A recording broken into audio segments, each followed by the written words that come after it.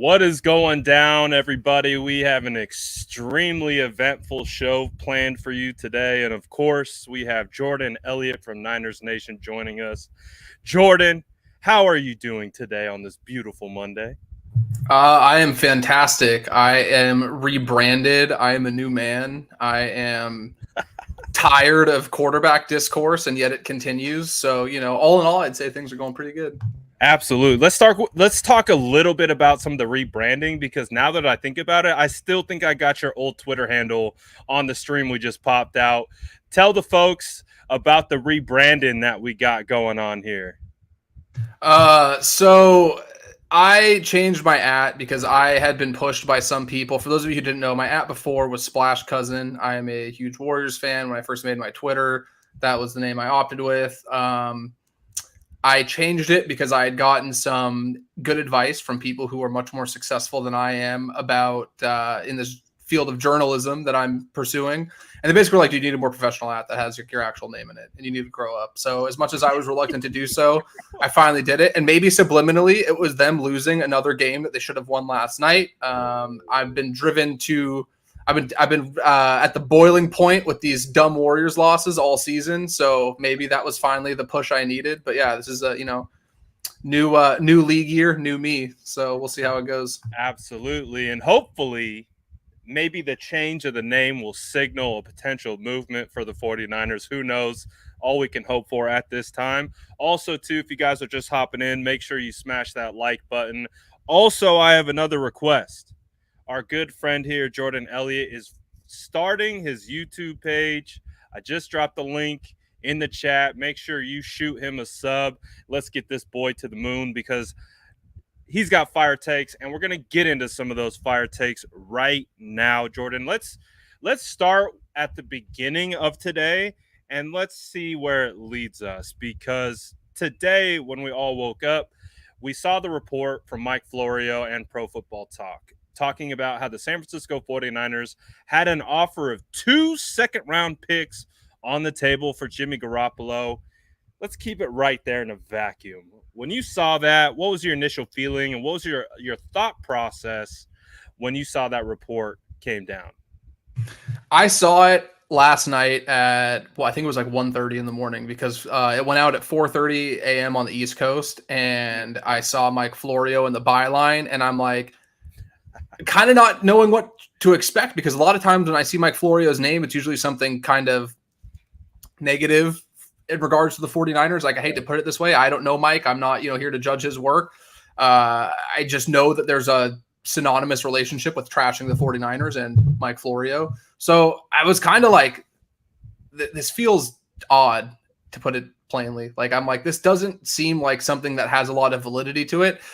And the main thing I took away was, from what we're hearing, because it didn't have any concrete, it wasn't, a good source, I have it in good faith. It was from what we're hearing. So I never bought it, to be honest with you. It was 1:30 in the morning. I was eating Cheez-Its, scrolling my timeline, and I looked at it, went back and read it again 10 minutes later to make sure I didn't miss anything. And I just was kind of like, all right, well, this seems like nonsense. Because if the 49ers had an offer for 2 second-round picks, they would have taken it. Had it been 1 or had it been a third, then I might be sitting here and being like, okay, maybe they overplayed their hands a bit. If the 49ers had an offer for 2 seconds for Jimmy, they would have taken it and they would have ran. I don't think there's any validity to that whatsoever. I don't have any, personal vendetta against Florio. I'm not sitting here saying he's a bad source. It just doesn't add up if you add all the pieces together. And it's really interesting, too, because it came out late last night, early into the morning. And as the day continued to progress, we started to hear the rumors about the Colts being linked to Matt Ryan.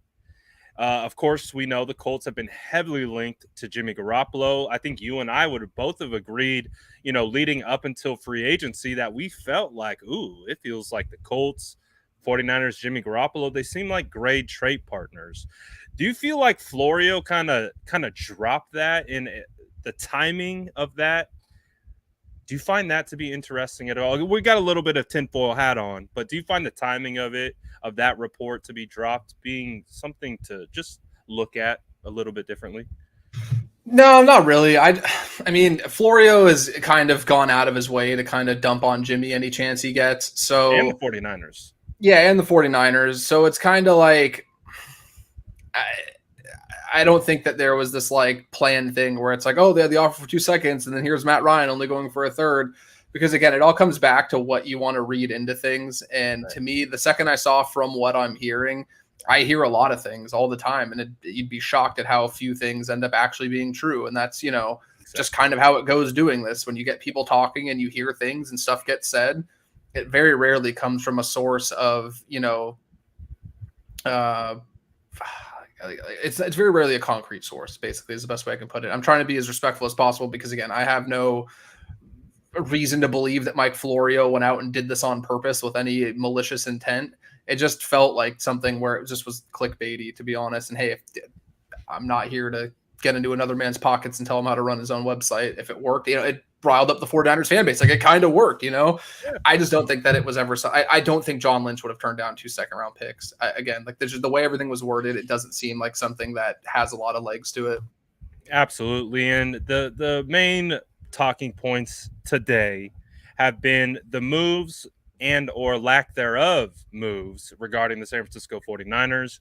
And as we continue to kind of move chronologically through today in the situations, we saw that domino fall. We kind of, I think, anticipated with the Deshaun Watson situation, the flirtation from the Falcons to Deshaun, the way they were doing things behind the scenes to push guaranteed money out. It kind of felt like that the Atlanta Falcons kind of believed that they were going to be moving on from Matt Ryan, almost regardless of the situation. And as we saw it play out, in a shocker, Deshaun Watson goes to the Browns and ultimately wiggling Matt Ryan free from the Falcons. Did you see, or I guess, what is your overall thought process of seeing Matt Ryan going to the Colts and kind of the things that we've discussed in the past on previous shows about thinking Jimmy to the Colts was going to be a great fit?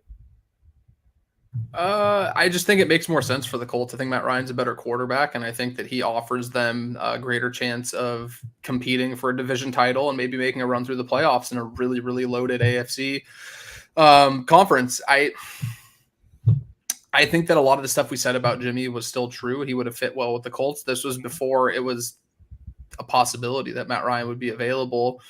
We both spent a good deal of time with Nate Atkins from the Indy Star, and he was pretty straightforward that the Colts liked Jimmy, but they also were concerned that they wouldn't be able to get him in during OTAs when they wanted to do some, maintenance on the offense and, just go in fresh and make some tweaks and changes to the offense. Jimmy wouldn't be able to participate. And that was something that wasn't completely taking it off the table, but they weren't going to go out and make a deal without going through and vetting these other options, which they did with Derek Carr previously. And they ultimately settled on Matt. I don't say settled. They ultimately got to Matt Ryan and they chose Matt Ryan. Matt Ryan's a former MVP. I will say this. I'm working on something for Niners Nation. I've been watching a lot of game film on the free agents they signed. And after watching Hassan Ridgeway and that Eagles D-line against the Falcons last year, my goodness, that Falcons offensive line was just abysmal. And I think a lot of the Matt Ryan is washed narrative that gets thrown around ignores the fact that his offensive line just hasn't been playing very good. And it's really difficult for a quarterback in their late 30s who's not particularly fleet of foot or mobile to begin with to operate in an offense that has a, collapsing front on the offensive line pretty much every time you drop back to pass. So it was the right move for them. I think that Matt Ryan's a better quarterback, and I think it makes more sense for them. And I think I'm pretty sure, if I remember correctly, with the restructured deal, his cap hit's actually lower than Jimmy's would have been this year too. So it makes way more sense for the Colts all around. And they were able to get Matt Ryan for only a third-round pick. It seemed like the 49ers have been pretty dead set on getting second plus more if that was possible. So what is that impact to the 49ers? How does that blow back towards the 49ers? And how does the Colts domino being filled, what was the trickle down from that? And how do you see that impacting the 49ers and what they were trying to accomplish? It means that they are losing leverage every time a new quarterback goes to one of these spots and every time a vacancy gets filled. And it means that they're going to have to either sit on Jimmy Garoppolo and hope that value manifests down the line, or they're going to have to swallow their pride and bite the bullet and release him outright and let him find his own way to his next team. And to me, the pros of just severing ties, moving on, and making it very clear to not only the league, but especially to Trey Lance that he is the guy going forward. That to me is far more valuable than whatever pick you think might come up for Jimmy Garoppolo down the line. And that's no disrespect to, Jimmy the player, or saying that he's not good or he's any of that stuff. It's just, it's time. Like, you move on, you let him go. Somebody will pick him up somewhere. I can guarantee you that. Somebody will bring him in. They may not want to give up draft capital for him, but they'll bring him in and they'll allow him to compete for a spot. Let him go find it. You can spin this as, hey, we let Jimmy go. The market wasn't, they can throw out all kinds of words and stuff that fluffs it up to basically say, hey, the market wasn't what we thought it was. We're going to give Jimmy a chance to go pick on his own. We thank him for his time here, but our future now is moving forward with Trey Lance. And to me, the message that you send to everybody by doing that is more valuable than a 5th round pick at this point. And I think that, again, some people may not agree with that. I get it. You have put Trey Lance in a situation where he's had to deal with outside noise from day one. Hey, it's going to happen. He's an NFL quarterback. I'm not saying the guy needs to be coddled, but at a certain point, give the guy a vote of confidence. Let Jimmy Garoppolo go.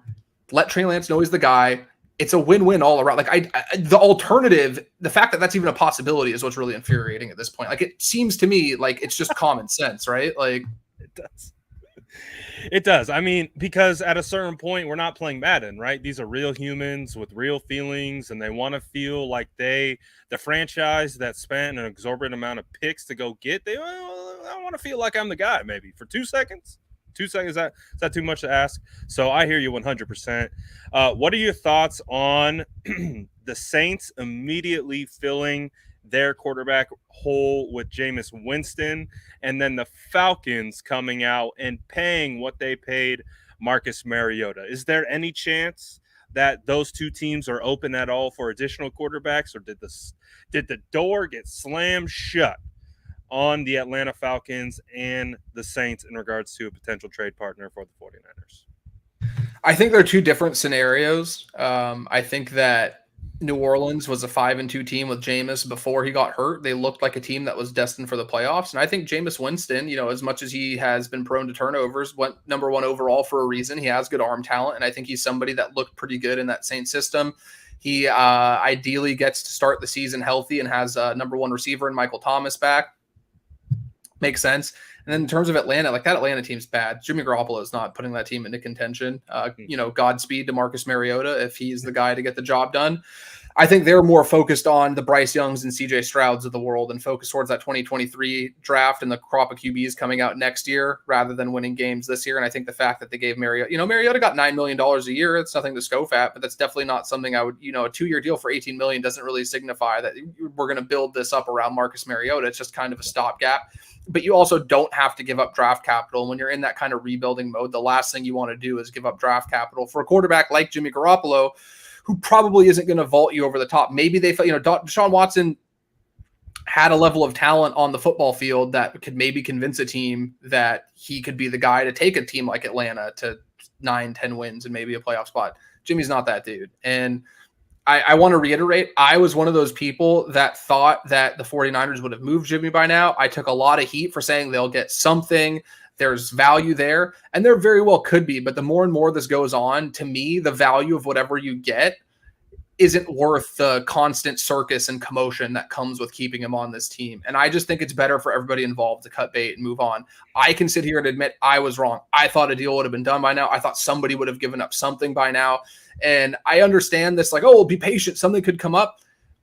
The odds of that happening are slim, in my opinion. And the definitive thing you get with that, again, is just it further muddies the situation with Trey Lance going forward. It further muddies the way this locker room, as much as, Trey Lance may be more physically gifted and maybe this exciting young prospect, there's a lot of guys that have gone to battle with Jimmy Garoppolo week after week for years. Like, it's really hard to manage that level of emotions. And it's not always going to come down to, oh, well, if Trey Lance is just better than him, then none of this matters. He's just going to win the job. Like, that's not how this works. And I think that you just complicate this process far more by allowing this to continue on in the hopes that maybe you get something down the line. Hey, if a team's like, we have really strong interest in Jimmy, I want to see him throw, we'll circle back during training camp. But there's some kind of, there's obviously not like a guarantee with that. But if you get some sense of a team where they're just like, hey, we really just want to see what it's like when he's throwing again, and we'll circle back to this, sure, keep him on the roster. Maybe I'm wrong and they do end up netting something, which is what I originally thought. But I just think the odds of that happening are very slim. And I don't think any team should, and the 49ers included in this, should go through their entire offseason program keeping Jimmy without the certainty of him being the guy. Like, if you're going to keep Jimmy, like, it really just creates, again, unnecessary drama that doesn't have to be there. And what are the pros of keeping him around at this point? Like, if you really felt like it was that pivotal to keep him around, you never should have traded the picks you traded to get Trey Lance last year. You should have drafted somebody at 12, and you should be having a first-round pick this year to add to a team to help Jimmy Garoppolo win. You made your intentions with Jimmy Garoppolo very clear last year when you moved those picks. Move on and have some conviction in the picks that you moved last year.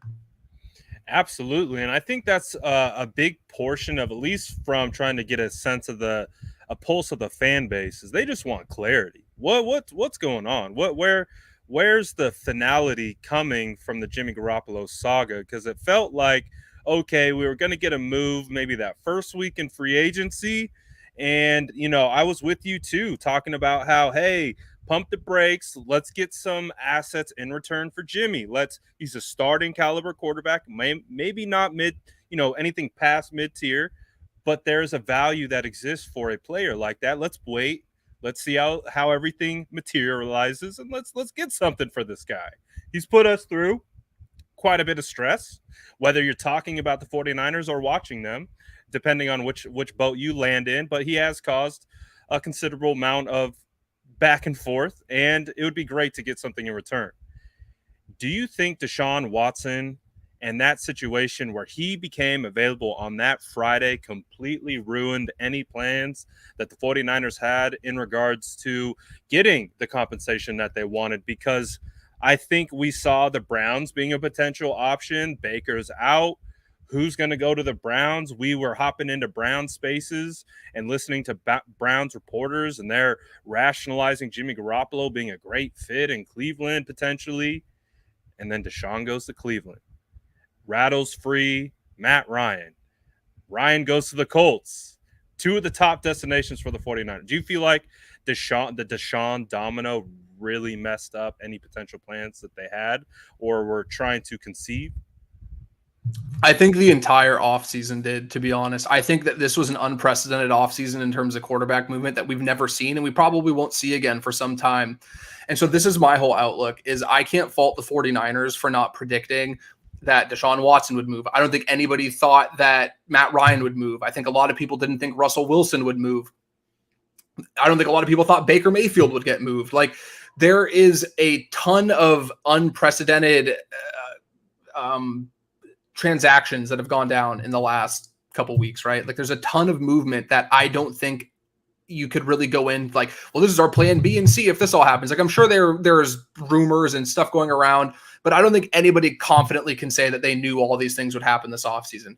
So I'm not judging the 49ers front office on where they are now, because I can see how the supply and demand aspect of what they thought they could get from Jimmy, like, if that makes sense, like, I'm sure that there was an X number of landing spots that they looked at as a feasible option that got altered based on the quarterback movement. That wasn't really something that a lot of us envisioned, if any of us envisioned. So I don't necessarily fault them from getting to where they are right now in this moment.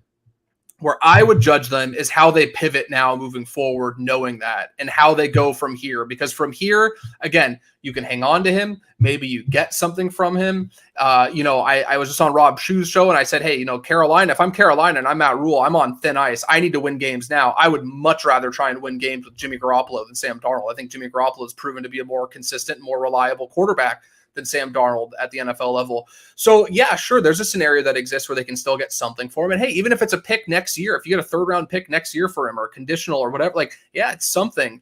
But if this drags out beyond the free agency period and we start getting past pro days and we get into like the draft season, beyond draft season, OTAs, and this is still a talking point every single day, that's where I would reserve my judgment for the 49ers front office. Because again, I don't fault them for not seeing this just wave of quarterback transactions that seemingly just came out of left field. They, however, should be held accountable if they don't pivot properly after that.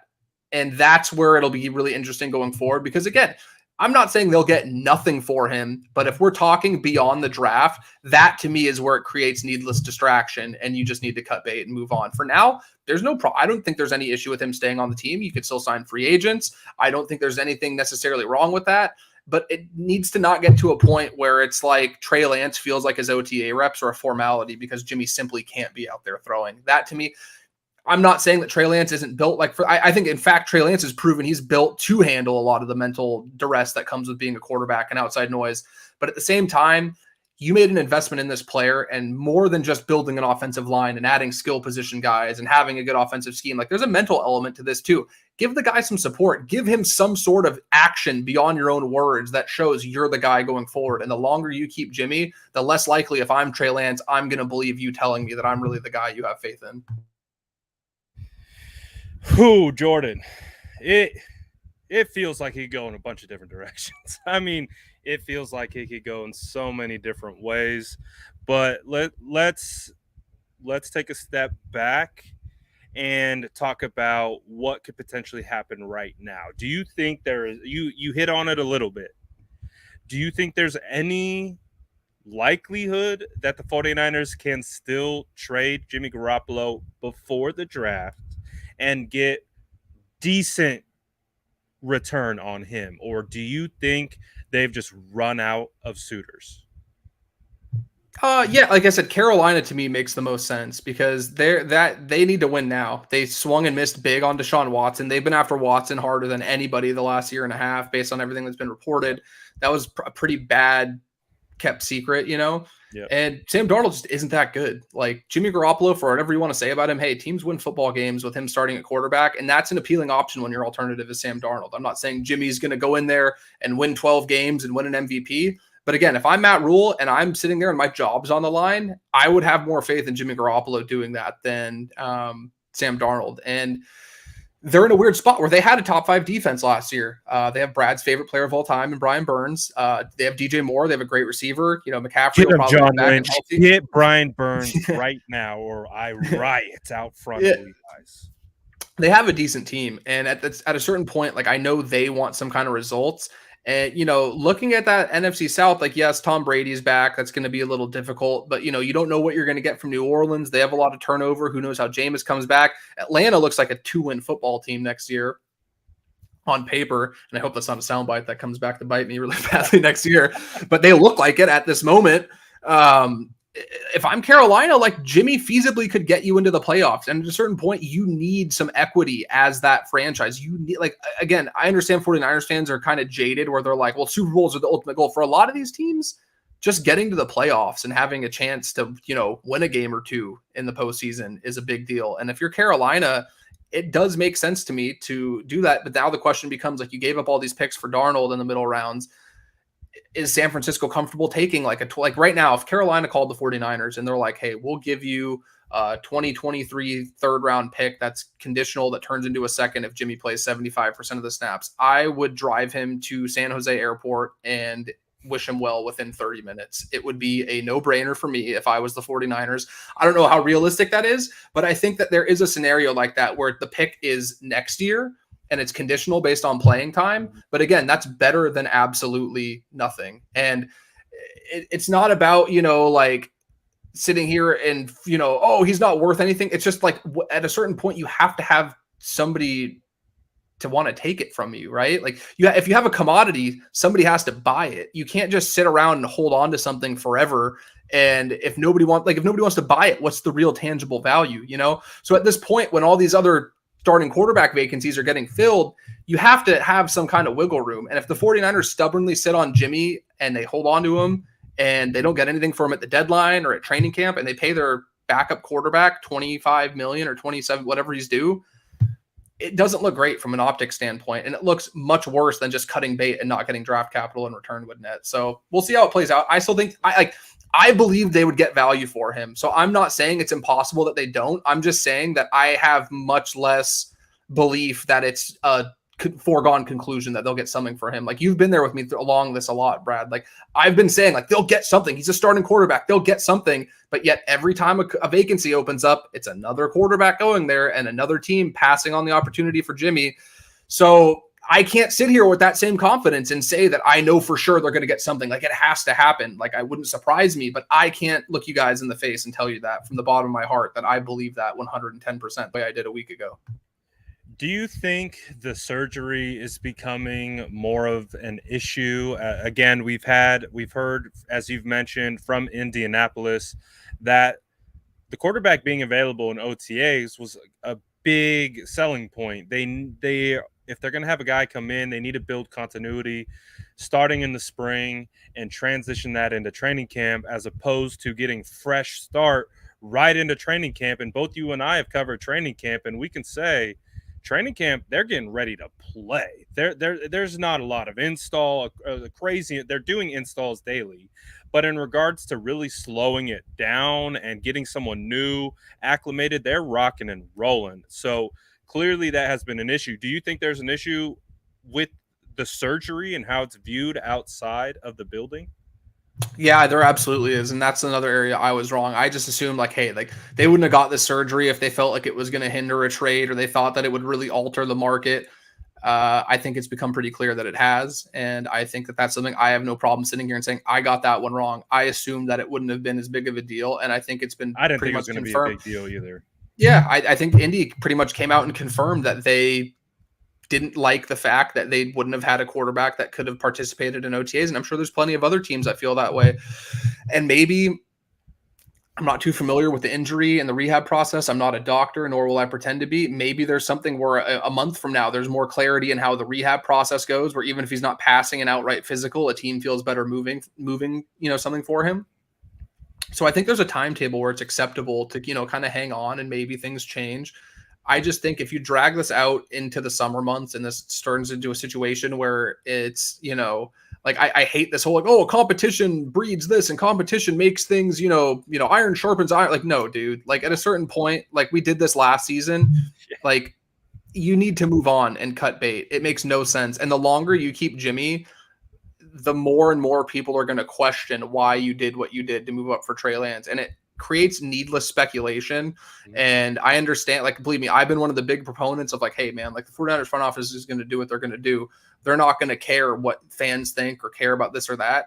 But at a certain point, like we have to start having these discussions if we're going into year 2. And it's like, all right, you seem for whatever reason very reluctant to let Trey Lance get on the football field. Why is this? What is going on that you don't feel compelled to let this guy get out there and start slinging the football around? So it just creates, again, unneeded drama and unnecessary conversation that we frankly shouldn't be having. The conversation right now should be about who are the Niners are going to draft at 61. Who are the Niners going to take in this draft that's going to make life with Trey Lance, the franchise quarterback, better going forward? This should be a time where like how are the 49ers going to get that ring? That's what. How are they going to do that? And instead, we're sitting here talking about how Jimmy Garoppolo might be on the team and how this might happen. And like it's like. It's just unfortunate because it comes down to there's a lot of resentment, and I think there's a lot of just like where people are like so like I'm not saying Jimmy's like completely innocent, he hasn't played well for stretches. There's a lot of reasons why people don't like him, but it's also created like this like really unfortunate like level of like distaste by 49ers fans where they're just like, get Jimmy going. I'm sick of this, man. Like, get him out of here.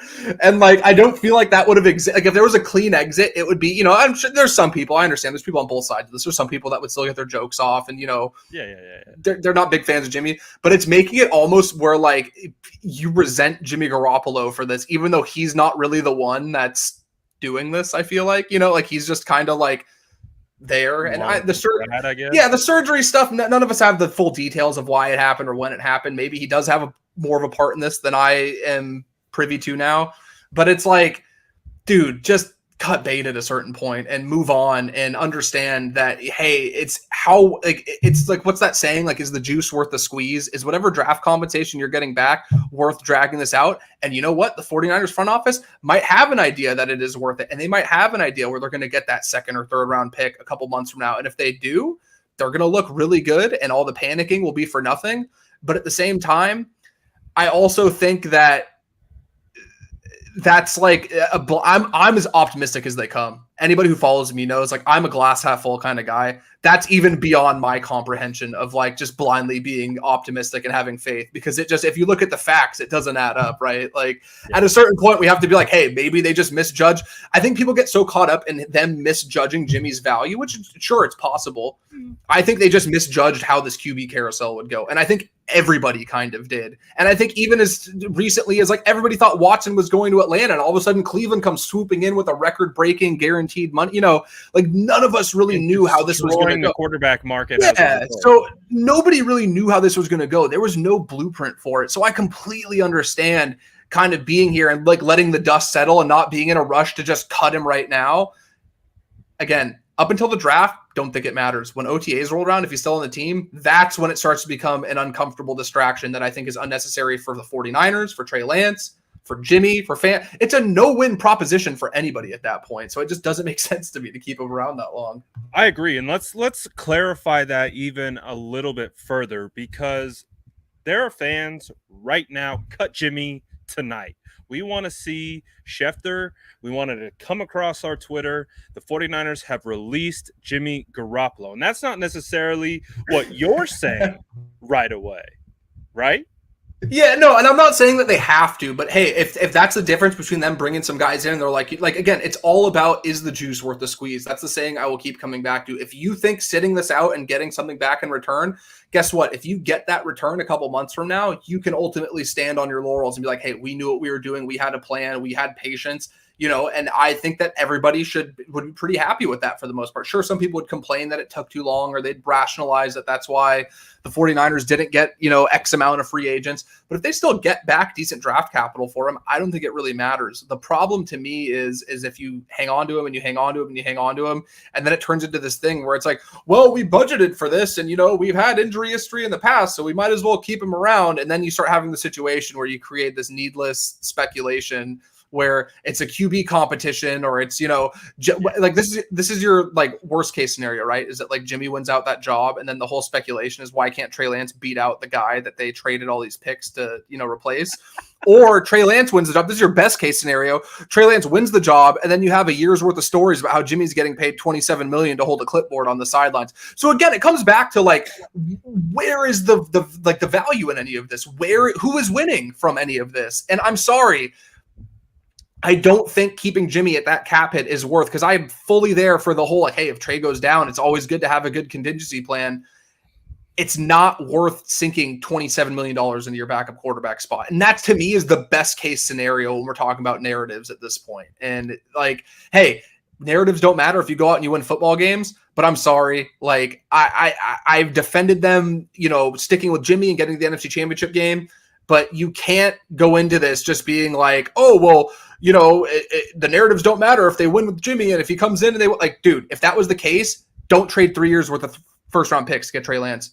Build a team around Jimmy. If he's like, that's where this keeps coming back to for me, is that their actions are getting to a point where they're not falling in line with each other, and they're not having conviction in the pick that they made. And at a certain point, you kind of have to take the training wheels off, and like, you know what I mean? Like you have kids, Brad. You like at a certain point, you kind of have to let them go off on their own and let them, feel things out and have growing pains and figure it out, rather than, just this, like, we're going to keep Trey Lance in this like bubble and then put him on the field and he's going to be an MVP after 4 years of Jimmy Garoppolo. Like, it doesn't work like that, dude. You got to just that bubble's going to burst pretty quickly if you do that, because have you ever taken a little sheltered kid and put him out in the real world? Have you seen what happens? It's like, hey man, go watch the movie Bubble Boy. If you haven't seen it, it's a classic, and that's what we can equate this to. We don't want a Bubble Boy situation here. We do not want Mr. Bubble Boy in Trey Lance. We want a guy who's going to come out, be ready to go, ready to rock, and lead this team.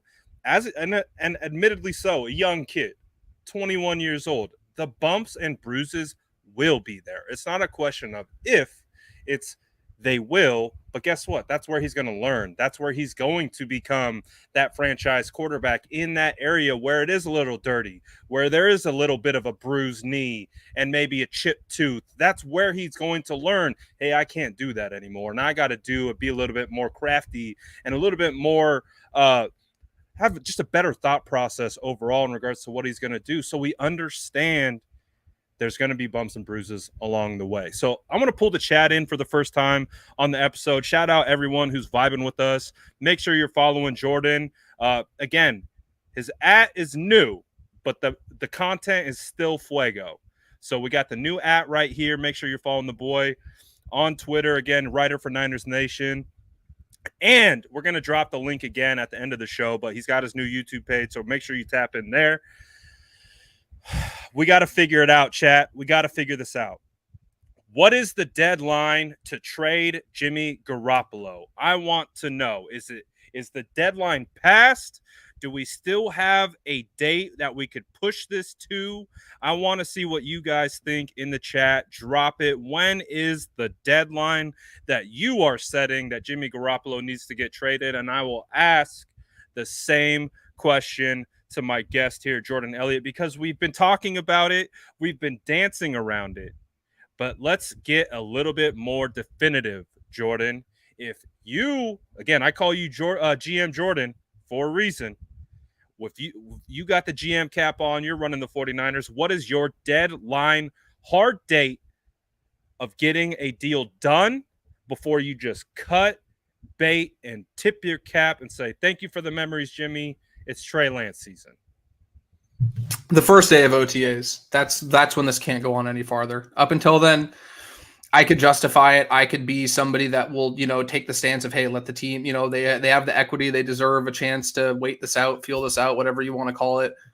That's when I would be at a point where I don't think it's defensible anymore. And they're kind of, not that my vouching for them does anything, like they don't care, but like that's where I'm not going to defend this anymore. And I'm going to be like, hey, they're on their own at this point. I can't stand by this.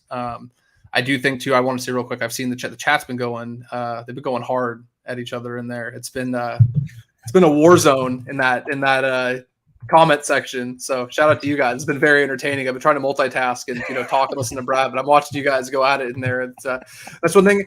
I don't care what anybody says about 49ers. 49ers have the most passionate fan base in all of football. I don't care what anybody says. You can at me at my new come at me at my new You can come at me on Twitter if you disagree, but the 49ers have the most passionate fan base. Even if they disagree, they will scream at each other at all hours of the day from all areas of the world about why their opinion is right about their favorite team. And I think that that's really special. So shout out to you guys. It's been really fun to watch you guys, at each other's necks in the comment section.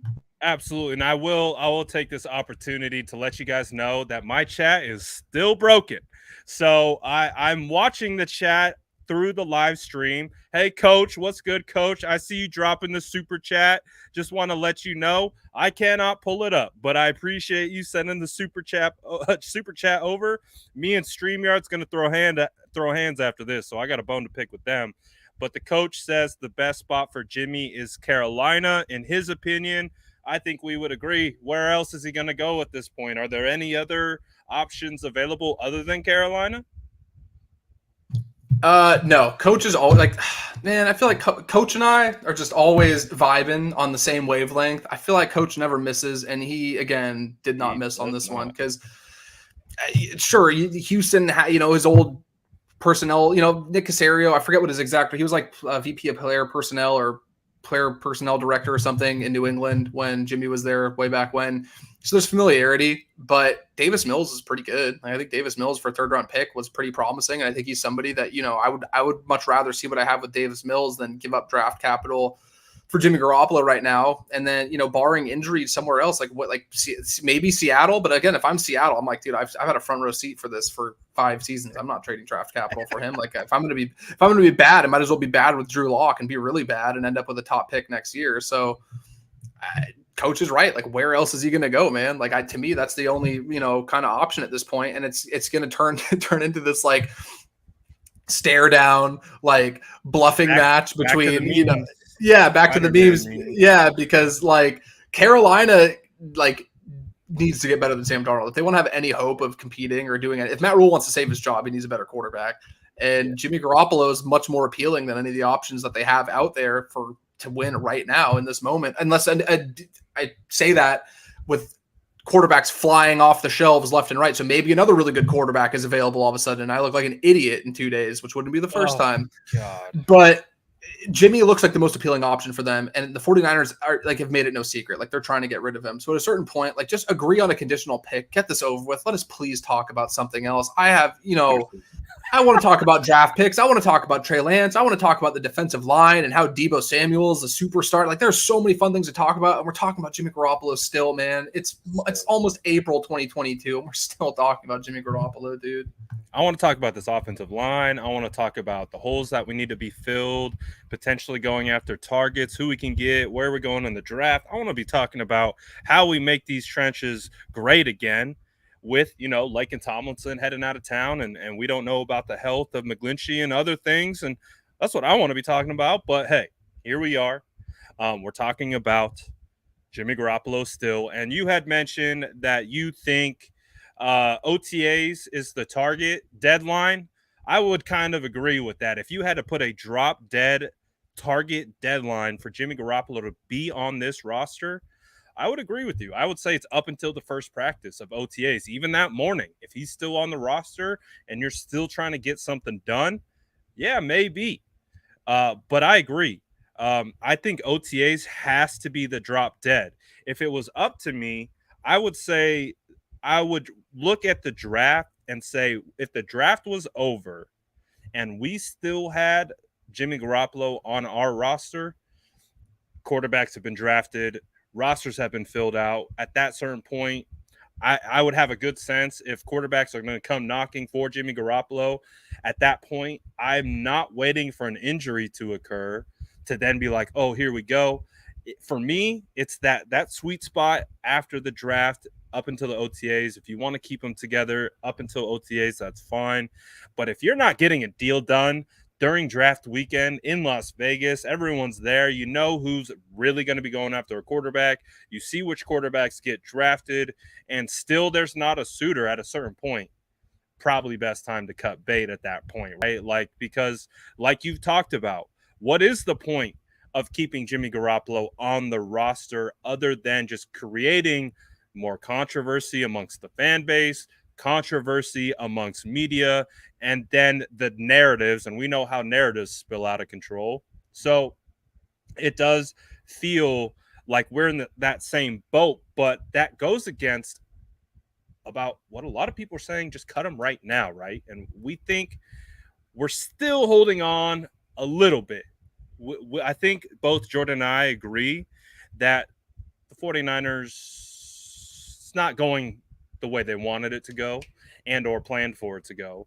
But just because it's not going as planned doesn't mean you necessarily just abandon ship if there is a path forward for assets. And like you've talked about, the Panthers could be a team. Houston could potentially open up again. I agree with you with Davis Mills. You feel like you land on someone in Davis Mills. Why would you transfer off of that and bring someone else in? So it just feels like we're going to be going back and forth about Jimmy Garoppolo until the draft, does it not? It does, and I think a really good point that needs to get brought up that I did see mentioned in the chat is also like that injury guarantee. So as I understand it, if Jimmy's traded, the injury guarantee doesn't matter. The other team takes on all financial responsibility with that stuff, and the 49ers don't eat that money. If they cut him today, as I understand it, while he's unable to pass a physical, he gets that $7.5 million that does turn into dead cap space. So that's another thing. Like, hey, maybe they're just waiting this out. $7.5 million is a lot of money. Maybe to some people, they're like, I don't care. They're billionaire owners, this and that. Well, hey, dude, when you're dealing with cap space, they matter. $7.5 million is something that they definitely are. They don't mind keeping Jimmy Garoppolo on the shelf for a few months and dealing with people getting outraged in Twitter Spaces and YouTube comment sections. They don't care about Brad and I having to talk about this a bunch, even if we don't want to. They will keep him in spite of that. So that is something that does need to get mentioned. That was a really good point. I think I feel stupid for omitting that was a good point, but that was something that was brought up by I believe it's Huracan. Sorry if I mispronounced the name, dude. But yeah, that's a really good point on his end. That the $7.5 million, like, that's money talks, man. Follow the money. That's always the saying, right? And if you follow the money right now, the 49ers lose. So everybody's like, oh, they get $25 million in cap space. They get 17, which is still a nice chunk of change. But if you hold on hope that maybe you get, that's why I kind of got to the point where I'm like, dude, just take like a 5th round pick for him, take a 6th round pick. It doesn't matter. You're still getting the money. You're getting something in return. But that's where it comes back to where Brad and I are like, right now, it doesn't make sense to just outright cut him. But don't let this drag into a scenario where it carries over, because we are in the new league year, but I don't really feel like the new season really gets legs until the rookies get drafted. They go through mini camp, and then you start getting into organized team activities. That's really when it kind of feels like the new season. Don't let this carry over into that, please. Like, I'm sitting here like, please, dude. Like, I'm not one to beg for things, but I am so sick of talking about quarterback controversies. And I've had enough quarterback discourse in the last 12 months to last a lifetime. I am over it. I am sick of it. Please, 49ers management, do not do this to me. Please.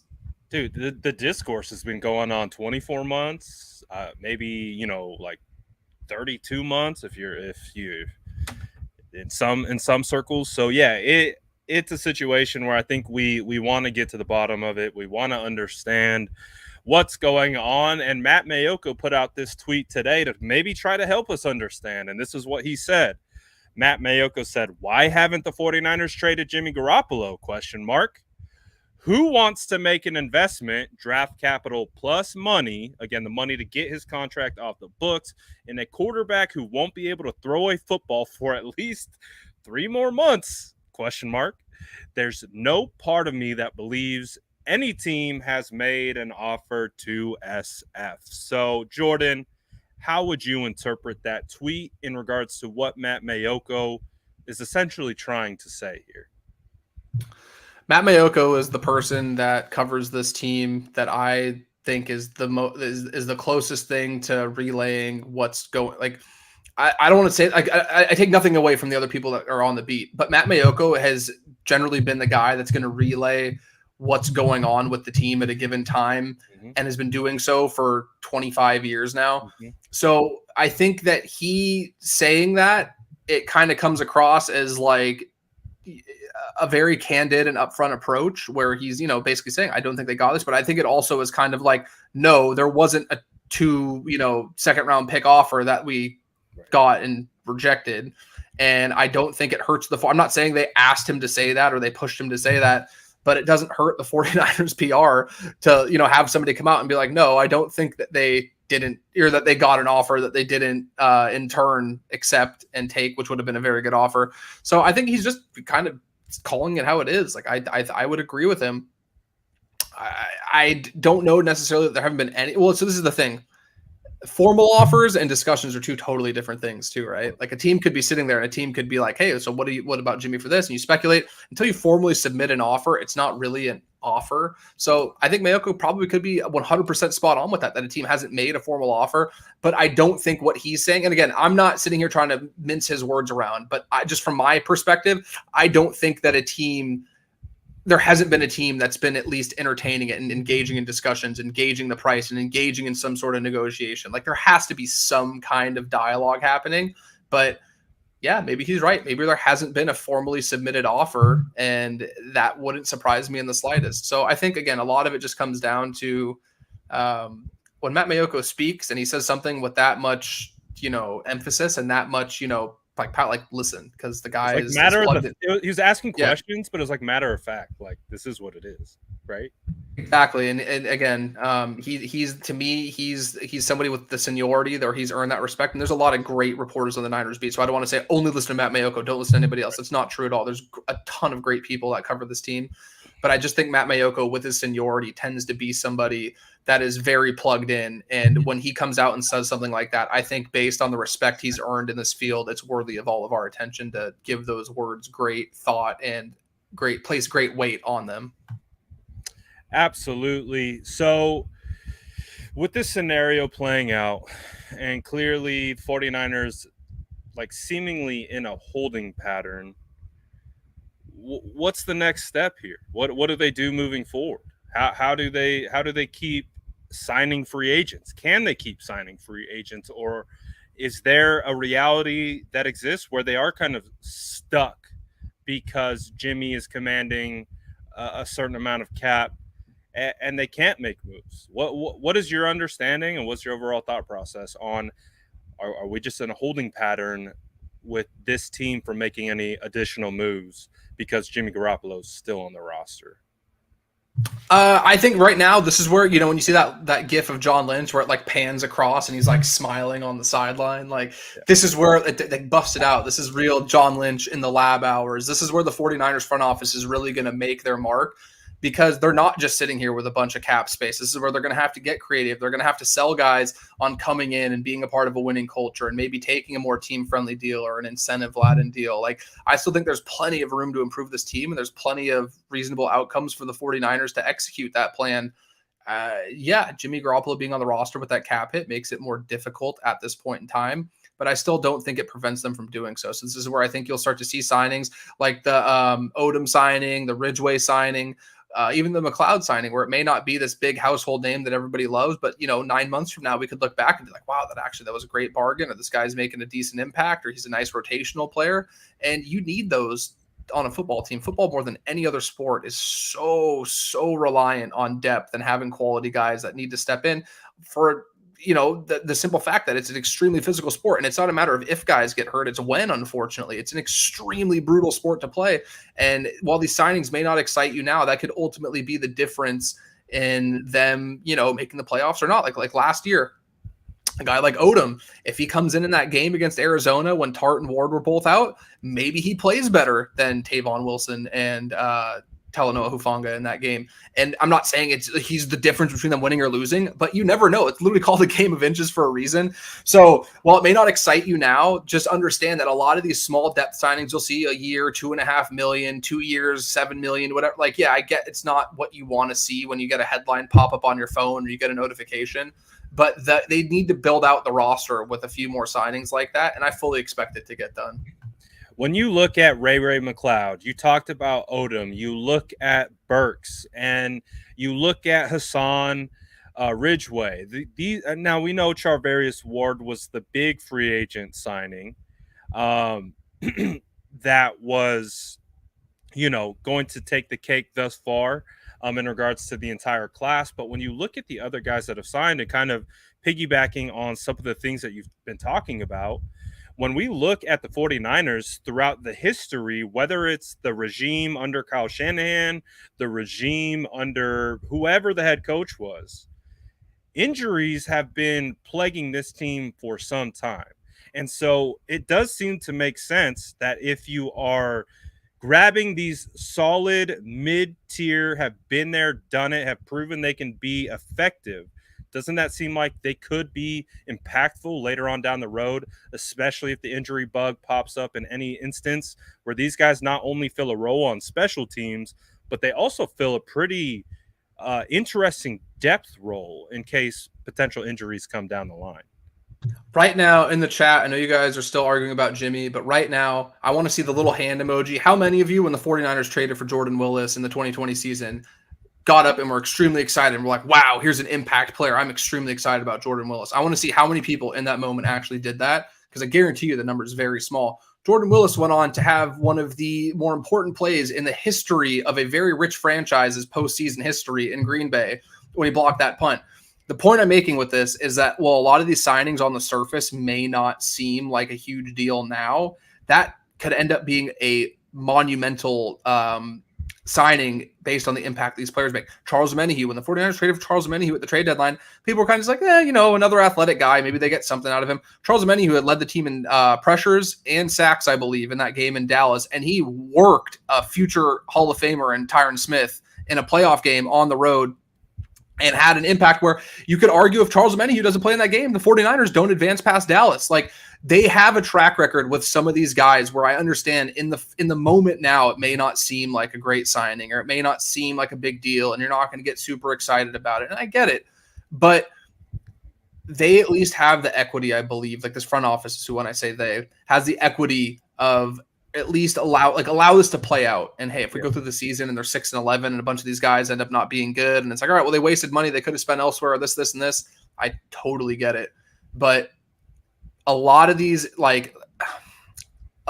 guys that aren't going to excite you really are kind of like the unsung heroes, right? Like, think about Daniel Brunskill. When Daniel Brunskill, did any of you think that we'd see memes about Daniel Brunskill being Aaron Donald's father or whatever the memes that get thrown are when they Hell signed no. him off a league that's not even, an AAF team, a league Right. that doesn't even exist anymore. Daniel Brunskill's been a solid starter for them for multiple seasons. Like, again, I get it. You want to see a big name. I don't fault fans for wanting to feel excited. I watch sports to be entertained and to get excited, so I get it. Have some faith in the front office. I understand they're not perfect, but they have had a good track record with some of these signings. So as they go through and more of these signings start to pile up, I'm trying to do my best. I'll have something out for Niners Nation for anybody who follows my work that has some film cut-ups of Hassan Ridgeway. I'm putting that out tonight. That'll go out tomorrow. And for $2.5 million or $1.5 million base guaranteed, whatever they gave him for a rotational guy to play nose tackle, play 0 tech, 1 tech, 3 tech, I love the signing. I'm seeing some flashes where I can see why he's not making $10 million a year, but I also can see why it'd be very appealing for the 49ers to bring him into this rotation and for why he would be willing to come in at that rate and build up his value again. So all I'm saying, I don't want to give this long-winded answer. All I'm saying is that the 49ers front office, in my opinion, has done a very good job with a lot of these signings that don't get a ton of publicity. And I think that until we see it play out on the football field, I'm not saying you have to jump for joy and, applaud them at every turn, but just don't sit here and get worked up and allow yourself to get cornered into this, like, oh, they didn't sign the big name free agent I want, so this offseason was a failure and this front office sucks. Like, they realistically, like, they wouldn't have achieved what they've achieved if they weren't at least moderately good at their jobs. I think those are all great points. And like when we go back and we think about some of the guys that have left with big money signings, DJ Jones was a 6th-round pick. You're not banking on these guys to be 20 million guaranteed type of guys, but they grew into that. They were given the opportunity, and within the system that the 49ers have, whether you point to the coaching staff, whether you point to the culture, they've been able to thrive and be extremely impactful. And what do we talk about last year? All year, we just could not stand special teams. We could not stand the constant conversation about who's going to be the returner. Is it Brandon Ayuk? Oh, does Brandon Ayuk even want this job? Oh, Brandon Ayuk's in the doghouse, so how's he going to even be good at it? We got a returner. The question's answered. We don't have to ask it anymore.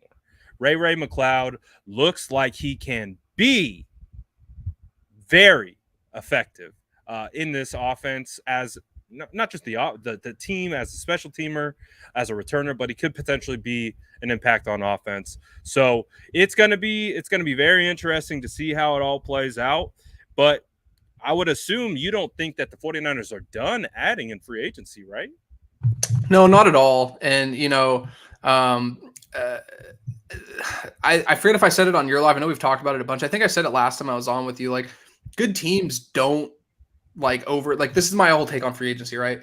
The majority, not all, because Tom Brady was a free agent once upon a time. Peyton Manning was a free, I get it, right? There are exceptions to the rule, but the majority of the time you get guys in free agency who were either cap casualties cut by their team. So yeah, you can still get good players through that avenue, but the majority of the time they're players that are good enough to get paid, but not deemed good enough by their own team to be franchise tagged or extended within their own organization. So you get a lot of players who are like creeping slightly above the just average level that are, they're above average players technically, that end up getting paid elite money. And a lot of these big signings you see are teams overpaying because they're paying guys that other teams didn't want to retain in their own organization.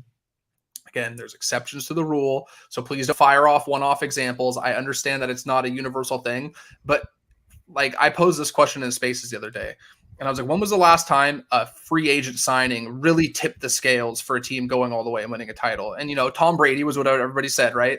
That's a one-off scenario, man. How often is the greatest athlete of all time, or at least in the sport of football, going to become available for any team? That doesn't happen every off. Like, we can't act like that's like the blueprint that every team needs to follow. It's like, just wait for Tom Brady to hit free agency. You'll win a title. Like, that's not how it works, man. Good teams draft their own talent. The 49ers have done that. They retain their own talent. The 49ers have proven, outside, unfortunately, they traded DeForest Buckner, and I think that's a move that definitely there's fair criticism around it. But other than that, they've drafted George Kittle and kept him. They've drafted Fred Warner and kept him. They plan on keeping Bosa and Deebo Samuel for the foreseeable future. They drafted Jimmy Ward and kept him. They drafted Eric Armstead and kept him. Like, they have a good track record of following the best blueprint to success that has been laid out at the NFL level. And overspending in free agency has never, like, the Patriots won 6 Super Bowls in 20 years, and the only time they went out and spent a bunch was last offseason. And yeah, they were a 10-7 team, and they went to the playoffs, but it got routed. They lost, 47-20 or something in the playoffs. Like, just because you spend a bunch of, like, teams don't win championships in March. You win championships in April when you're drafting, right? And that's the biggest thing that I think gets misconstrued, is that, like, if you go out there and you spend all this money, it means that you're committed to winning and your team's going to get way better. Like, very rarely does overspending in free agency equate to actual winning. So I just want to get that out there. And then, yes, I don't think they're done. I think that they still have multiple spots they're going to fill for guys that'll be impact players.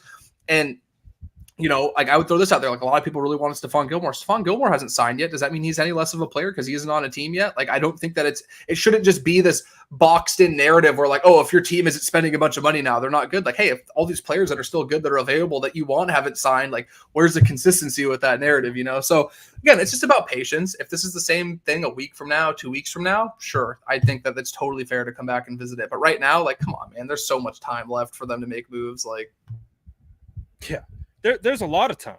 And would you assess, kind of, we had the moves happen quickly, but do you also assess, like you've mentioned, there's still free agents out there that no one's, like, in a crazy rush necessarily to just get signed? It feels like that rush happened. Now, as we're seeing little signings pop up here or there. Of course, we're seeing the trade dominoes fall, which is dominating the news cycle. But other than that, it does feel kind of like teams are just taking their time. So with the 49ers, that could also translate into them adding more signings, clearing money in different ways, maybe getting that Jimmy G trade done. We can only hope, and we will continue to cross our fingers. Cubics FFA, I can see that you dropped a super chat, my friend. Unfortunately, I cannot pull your super chat up, but I will get the question that you got asked, and I appreciate you sending the super chat. Again, just can't pull it up at the moment. He says, can Jimmy possibly go to Detroit? What do you think?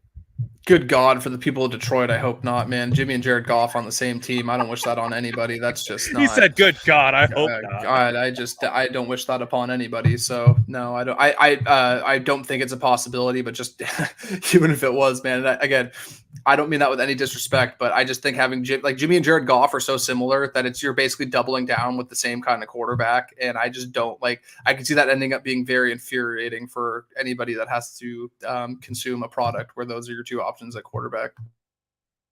Yeah. So is it? Oh, and real quick, Don Burr doesn't deserve that. Justin makes a great point. Don Burr does not deserve that. This man deserves the world. He does not deserve a two quarterback system with Jimmy Garoppolo and Jared Goff. Oh my goodness, is that even financially feasible with how much money both of them make? The double JGs, man. I'm sitting here like trying to imagine that, and I'm like, oh God, man, like, oh dude. I mean, Detroit fans will be on suicide watch at that point, man. We'd have to be checking in on our brothers up north, making sure they're good, checking on Don Burr, making sure he's in the chat. Like that would be tough for those guys.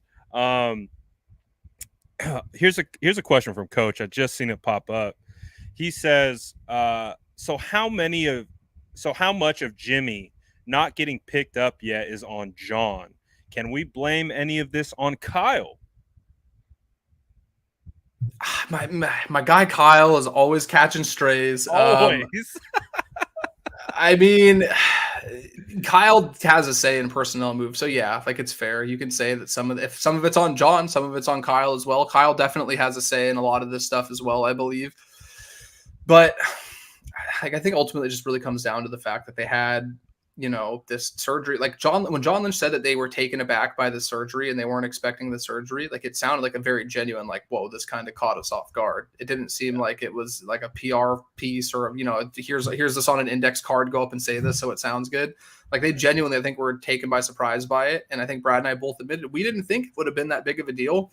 And it's unfortunately proving to be far more, I think it's not only a big deal, it's the driving factor as to why this hasn't happened yet, to be completely honest. So to answer your question, if blame gets thrown at John, him and Kyle are kind of like attached at the hip in a way. So if you want to throw blame at one's other than like, on field stuff, like if, Kyle Shanahan has a play call that doesn't go a certain way, you can't be like, oh, John Lynch in the, the press box or the suite up there ruined this. Like, damn you, John. Like, that's not fair. But, you for offseason should have never personnel drafted stuff, that player who fumbled that ball that lost us a game. That loss is on John Lynch. Hey, man, somebody out there will do it, though. That's one thing. This fan base, just when you think it's not possible, they will that's what's the Nike saying? Like, impossible is nothing. That's the 49ers fan base. That's part of the reason why I love this dialogue so much is these guys always give you something new that you'll never expect.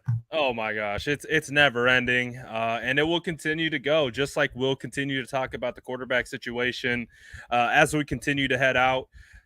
Is there any draft things you want to talk about? Again, this is normally when we're heavy into the draft, but we talked about it last year, Jordan, and I remember you said it to me vividly.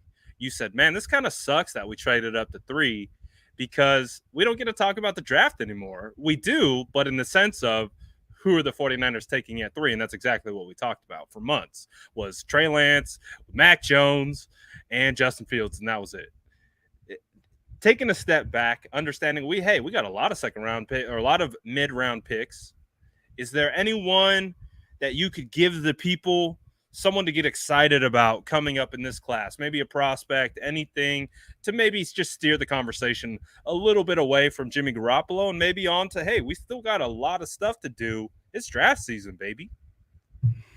Yeah, man. I'm not gonna lie. I told Brad that he mentioned it. Like, I was like, dude, there's no first round picks for 2 years. Like, this kind of sucks. This is our like bread and butter. We can't do draft stuff now. Yeah. But there's a lot of guys I like in this draft. I think there are some really good edge players. A guy who I've really liked that I'm going to put a thread together on soon is Pascal, the edge rusher out of Kentucky. I think he would be a really nice fit opposite Bosa and somebody who might be there. I haven't watched at 6. Oh, dude, he's not. I'll send you some stuff right after we get off this live. He's nice. Ooh, that boy, nice. He nice, dude. You like that? That's a good vote of confidence. There's a play where they're playing Georgia. Georgia's a national title team. They have a lot of guys who are going to be in the NFL, and he literally picks up an opposing offensive lineman and tackles James Cook with his own offensive lineman. He literally picks him up off the ground and runs him into the running back carrying the ball and tackles the other team's running back with their own offensive. Incredible. Incredible. I really like Ebiketie. I like, Sanders is still an intriguing option. Myjai Sanders. I really love Boye Mafe. I don't think the 49ers have a chance to get him, unfortunately. He's made a lot. Like, is he going to be fringe first rounder? Yeah, he is. I think he's going to end up like Tryon did for the Bucks, where it's like he's getting this kind of second round buzz, and then a team ends up picking him at the back end of the first. And I think he's deserving. He's going to be a really good player. I like him a lot.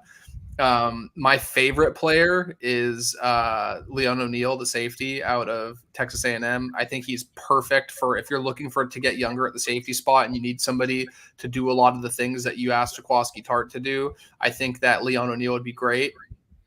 I admittedly am a little biased too because he won me over with just he's a football guy, and the confidence that this guy exudes and the work ethic that I saw from him is somebody I would make an investment in, because at the end of the day, yes, these are human beings, and I will always side with players being treated like human beings. But if you're looking at this through the lens of an executive, you're making an investment into a commodity, and you want to make sure that your investment is going to have some stability to it. And I think getting these guys, like you're this cliche, like, oh, is football everything to them? Do they love football? Like, that stuff really matters in my eyes. And when you get a guy who really does love this sport and has that desire to be great, they're going to stand out. Obviously, talent on the field is the most important thing, but when you get the talent and that, the whole package is phenomenal. So I'm working on something that hopefully I'll have out in the coming weeks. That's an extensive player profile on Leon, because he was my favorite player coming out of the combine. I know a lot of people really like Nick Cross, the safety out of Maryland as well. I saw a gentleman in the chat mention Kirby Joseph from Illinois, who's another intriguing prospect. So, yeah, it's not the same as when there was, a franchise quarterback to be had and you're having a top 3 pick. Like, yeah, I'm not going to lie to you. The excitement level is probably not going to be the same for most people who aren't super into this. But for, guys like Brad, like, I still love this, man. To me, this is where drafts get won. Like, the top 15, 20 picks usually get sorted out. But the middle rounds is really where you see these GMs and front offices make their money. And the 49ers have 3 picks between 61 and 105. And, you could get 2 really good starting NFL players in that range if they hit on them. So the other guy I would say I really liked was Cam Jurgens, the center from Nebraska. He was moving really well. I know Brad and I he's talked a lot to you guys about Abraham Lucas. He was that dude was moving. I don't think I've ever seen somebody that size move the way he does coming out of college like that. I add that stipulation because Trent Williams is a freak one-of-one athlete, and he's like in his own tier when we're talking about human beings that size moving a certain way. But yeah, Abraham Lucas out of Washington State, is another guy I like. So yeah, there's a ton of talent. The tight end class is really good. Jelani Woods out of Virginia, the tight end out of Maryland. I'm blanking on his name, and I know I'll mispronounce it, but I know he's a guy that has been recently, been told. I can picture the name. My mind. I can't pronounce it, and I'm not. All due respect, I'm not going to butcher the pronunciation. But yeah, there's a lot of guys to be had in those middle rounds. So we'll get closer and we'll do some more breakdowns for you guys and stuff. But this is a deep class, and if the roles were reversed and the 49ers were picking third overall in this draft and they had a bunch of picks in the middle round last year, I wouldn't feel great, to be completely honest. I would not feel that stoked to have a top 3 pick in this draft because I just don't see this talent at the top that's so much better than the rest. But I see a ton of guys in the second, third, and fourth rounds that could be and probably will end up be starters at the NFL level. Absolutely. Jordan and I would 100% be in team trade back. We would be trying to find how do we get to 15 to 20? How do we land in that slot? And how do we get more additional draft capital in the top 100 and be able to do some work? I agree with that statement. This is a great draft to have picks littered throughout the entire situation because I think we can all conceptualize probably biggest needs, especially looking at free agency, is edge, right? Would you agree edge is still a big need? Safety is still a big need. What other needs would you throw into there? Offensive line, interior offensive line, guard center, maybe even some tackle help? I don't know if it's like a need, but it's a really impressive punter in this class. And I don't think people want to talk about punters, but dude, this punter from San Diego State that's coming out can kick the ball 80 yards and has like a hang time that's like 7 seconds or something just stupid, dude. So you said the dude from SD, is that Ariza? Is that guy? Yeah. So dude, honestly, I mean, I'm sure it would piss people off. Did you see that one punt that he did at the combine where he spun it back on the 1 yard line? I was like, all right, that was kind of cool. How funny would it be if the ultimate redemption arc for the 49ers taking Mitch Wisnowski in the 4th was to take Ariaza I think. Yeah, Matt Ariaza. Yeah, to take him at like 105, or you trade back, you get him at like 134 or something. How funny would it be if they took another punter in the 4th round, but he ended up being like, dude, field position is extremely important, and I don't care. Check on Aponte right now. His ears are burning. Yeah. That man's going to get, Jason's been, taking L's left and right because John Lynch came out and was like, we're going to prioritize special teams. And Jason Aponte said, what's that? Never heard of it. He said, what's that? I know Aponte knows these moves are going to help the overall. We know he's just you mentioned the punter. He's gonna go crazy. But we got to ask him about that coming up on Wednesday on the State of the Franchise. I cannot wait. But again, it's just there's a lot of good headed towards the draft, and I know we are getting stuck in the weeds with the quarterback conversation, but there's a lot of fun stuff to talk about with the draft. Do you think the running back is going to be a position that the 49ers target? Maybe not like they traded up and did so to get Trey Sermon, but potentially finding some value at the running back position because it feels like there's also some good running backs in this class. Do you think they could go back to the well? Got Elijah Mitchell in the 6th round. Could they add some additional help? 4th, 5th, 6th, potentially as well? Do you see that being a potential outcome? I think they're going to get a veteran running back, to be honest. I think that they know that they need to have a veteran. Like Elijah Mitchell was dependable for them. I don't think it's fair to him to have to shoulder the same load that he shouldered this past season. Ideally, Trey Sermon. Who's the veteran? I think Phillip Lindsay and Marlon Mack make the most sense right now. I like Phillip Lindsay. When he was coming out of Colorado, I had him drafted, I think, to the 49ers in the 7th round in one of my mocks. But one of the things that I put about him, it's like he just looks like a Kyle Shanahan running back. Like he's just, he's not ultra big or anything, but he's got really good vision and feel behind his offensive line. He's got the burst that can go in after it. So I post I posted this on Twitter, I think a couple days ago, talking about would you sign Melvin Gordon for a 1-year deal? I think it was at 5.2, which was per Spotrac. That was their going rate. So I just used that. Melvin Gordon follows the 49ers. Did you know that? And he only follows one other team, the Chargers. He does not follow the Broncos. So, hey, you know how we do. We connect the dots. We scratch our beard a little bit. We're like, interesting social media engagement you have there, Melvin. Why don't you follow the Broncos, but you follow the Chargers and the 49ers? Well, what does that mean, my boy? And again, we go ahead. Can we counter that with another? Why doesn't he follow J. Lee Elliott on Twitter? Boom. Why? We're gonna drop in those DMs. Why don't you follow J. Lee Elliott? I got to get used to that one. I think that I mean, $5 million, I probably wouldn't feel great about, but if there's like some incentive build, because then to me, and again, Mostert could have gone to Miami because it's where he grew up in Eastern Florida, not Miami. He grew up a little north or closer to Daytona, but he's from Florida. His family's very connected to that area. His Mike McDaniel is very close. That couldn't have been it. But to me, it's like Melvin Gordon at 5. You couldn't give it unless there's a clear 5 guaranteed. Yeah, okay. Unless there's a clear indicator that Mostert was going there regardless, and it was about fit and it wasn't about just money, then it looks really bad because I would have rather had Mostert back for half that money because I think Mostert's a better running 100%. Back personally. No disrespect to Melvin Gordon. I think Melvin Gordon's a fine player himself, but I think Mostert on his good days when he was healthy, and I understand people are like, oh, he's always hurt and this and that. Injuries happen, man. They suck. But when Raheem Mostert was on the field, he's one of the 5 best running backs in football, in my opinion. So I agree with it's that. No disrespect to Melvin Gordon. It's just that I think whoever ended up getting him got a steal. And I'm happy he's with Mike McDaniel because I think Mike McDaniel is a phenomenal human being, and I think he's a great offensive mind. For Melvin Gordon with the Niners, like $5 million, I don't know, man. If there's like some incentives built in, like sure. But I just think like I'd rather get Philip Lindsay at like a vet minimum or like a little more than that. Like I think Lindsay fits more what they want to do, and I still think he has like the burst to give them that kind of explosive runner that they were lacking last season. I think Marlon Mack could be another guy that's just an efficient runner that may not blow you away with his speed per se, but is going to efficiently rack up yardage.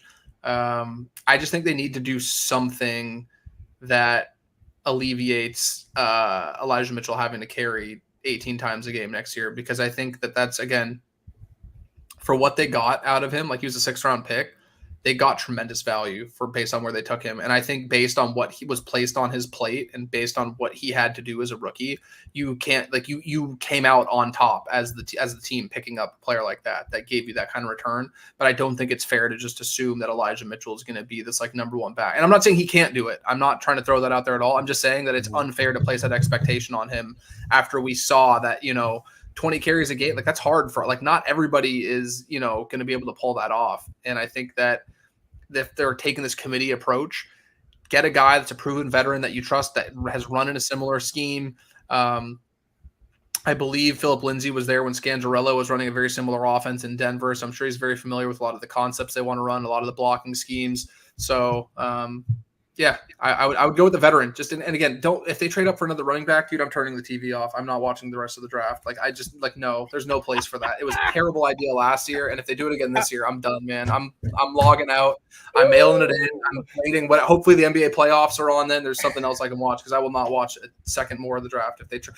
Early rounds. If it's later in the draft, I don't care as much. I don't. Because I'm a man of my word. But. And just so you guys know, Jordan and I, we have our own draft philosophies. Like, if it were up to us and you said, hey, Jordan, here's the 49ers draft picks, go draft a team, Jordan will walk in with a legitimate plan, legitimate philosophies already baked in, how he's going to build, the type of archetype of player he's focusing, the traits, the skill sets, the personality. He would be ready to go. He'd be locked and loaded.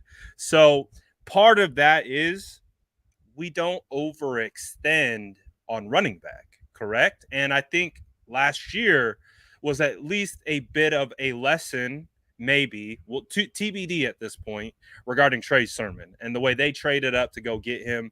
Felt like they could have let it slide, could have let the board fall, whatever you see fit. But I think what Jordan is saying, right? Don't trade up, don't go up, spend more capital to get a guy that could potentially not be a guy when you can find later round talent that could be more beneficial. Correct? Yeah, and it just comes down to, like, if you trade up to get a guy in the third round, they better see the football field in their first year. And the fact that they didn't makes me more concerned that, and it's different, right? Like it's very, because you're like, oh, Trey Lance didn't see the field. Running back to me is the position that players should be able to step into more than any other year one, and maybe other than if we're counting special teams, right? Like kicking field goals and punting. Like, yeah, that aside, running back to me is the position that you should be able to step in from day one and have the least amount of adjustment. Like there still is adjustment, but it's not like playing quarterback. Like I definitely don't think it's a situation where you draft a running back to redshirt them and have them sit for a year. Like that should never be the case. Right. And there were a lot of really good players left on the board. 49ers could have gotten an impact corner. They could have gotten an impact edge rusher. They could have gotten a lot of players. And to move up and then get a guy that doesn't see it goes against everything that I stand for. So again, while I sit here and I tell you guys, oh, the 49ers deserve a lot of equity, like they've made a lot of really good moves. They've also made moves like that I disagree with and I think are totally fair and valid to criticize. So like the way I'm looking at it, like, yeah, sure. Like they have 3 7th-round picks. The odds of a 7th-round pick making a huge impact are like really slim, right? Jawan Jennings is a recent example of somebody who's been really good for the team. That was a 7th-round pick. So I understand it's kind of like, hey, well, what if they get another Jawan Jennings? That's great. They have 3 picks there. If you want to throw darts at a running back with your 7th-round picks that you might, you're not competing with another team in undrafted free agency where we know they've had a lot of success, totally fine. That's cool. If they spend pick 93 on a running back, that guy better be 1,000-yard rusher year one, or else that it's just, there's no place for it, dude. I'm just not even going to spin my tires about it because it's just so dumb. I don't even want to entertain it. I hear you, and it feels like we're gonna really have to figure out if Trey Sermon will turn into a guy, because again, I think we're all kind of looking at the running back room. We see Elijah Mitchell, and we see a bunch of question marks after that. Even with the capital that they spent on Trey Sermon, we saw how difficult it was for Trey to get on the field and stay healthy for a while. So it is going to be something that we're going to continue to monitor. But again, the hope is, Jordan, is that we get movement soon about the quarterback. So then we can hop on live and we can talk about draft picks. We can talk about, hey, this is who we like in the 5th round, and it not just be a constant conversation in the chat about which quarterback is here to stay or here to go or what's it going to be. Dustin the Gale has a question for Jordan. Shout out Dustin for the $10 super chat. I can't access it at the moment, but I do appreciate you shooting the super chat over. We'll ask Jordan the question. Dustin says, do you think with the Rams winning the Super Bowl by getting some high-profile free agents challenges the idea that championships are won through the draft? I appreciate the question, Dustin. I think it's a great talking point and discussion to be had. For me, no, and here's why. The majority of the Rams starters on that Super Bowl team were drafted and were developed in-house, or were, like the trade stuff is kind of interesting too, because like I think that's a totally different discussion. Like they traded for Matthew Stafford, they traded for Jalen Ramsey, the Odell Beckham thing, like that's kind of, Odell Beckham, they didn't pay top dollar to. They paid him near the vet minimum and signed him in November. But Cooper Kupp, who had this record-breaking season, 3rd-round draft pick by them. Yeah. A lot of players in the offensive line, a lot of players in the defensive line, in the secondary. Like a lot of these guys, they did draft themselves. And I think that there's this, I'm not here to, I know there's not a lot of love for the Rams organization in this chat. So I don't want it to come across like I'm defending them. But I do think that there is this misconception that they just like handpicked this like super team of free agents. I do think that there is something to be said where maybe if you recognize, like the 49ers, like the different positions, right?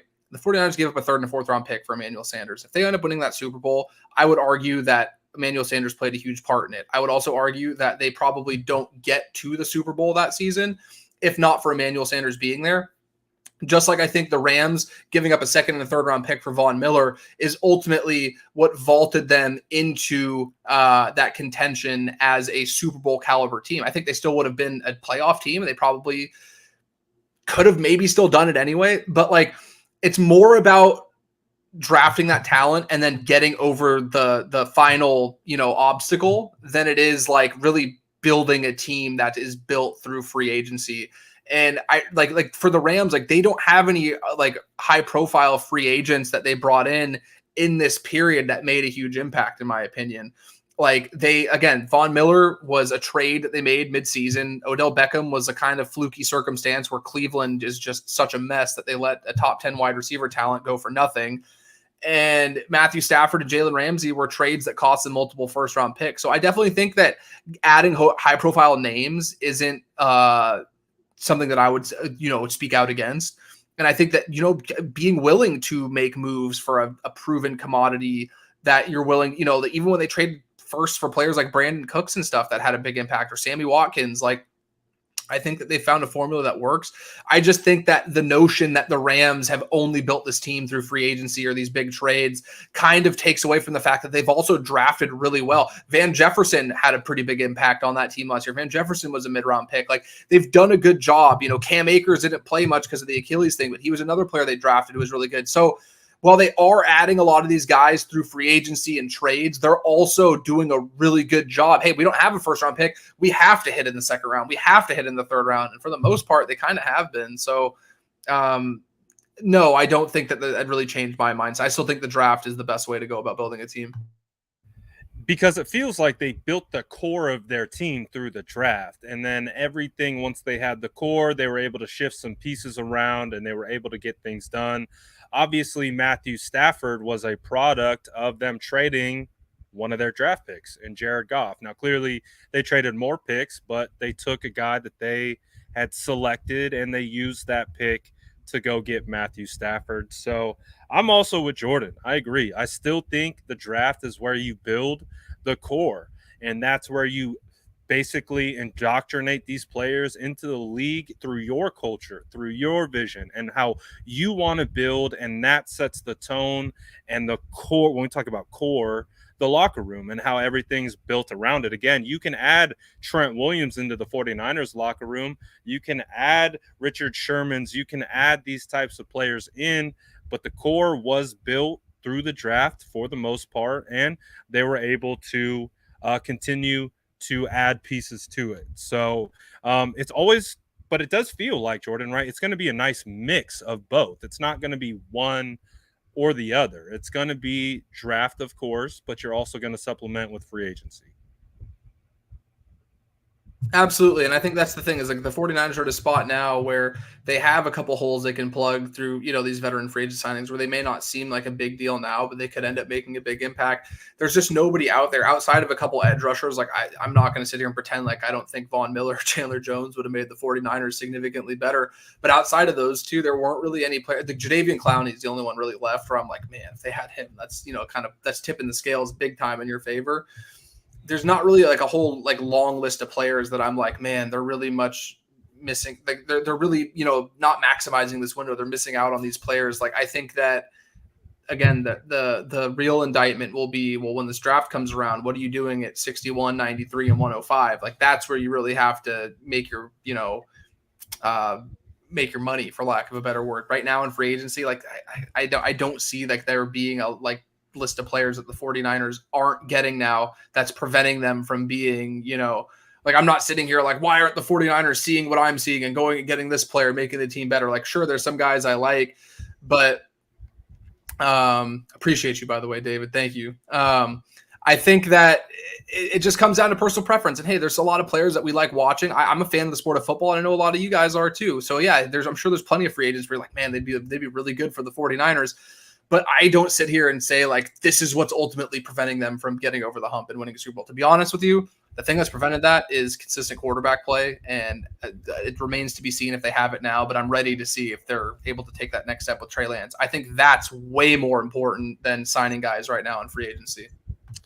Yeah, we got to figure out what's going on with the quarterback situation. We got to figure out who's going, who's staying, and we got to figure out all that stuff to really have a good sense of what's going on and moving forward. Jordan, it's been a long week. It's been a long year. It's been a long, however long, since the 49ers traded for Jimmy Garoppolo, and he's been on the roster. Could it end any day now? I don't know. Jimmy watch. Jimmy watch. Oh, when you did the hit from in front of the Panda Cave, the mood is tense. Oh my goodness, so good. It's really like that though. It's like we're standing in front of a big Jimmy Panda, and the mood is tense. Set the stage for what the mood is like, Jordan. What is the mood like right now?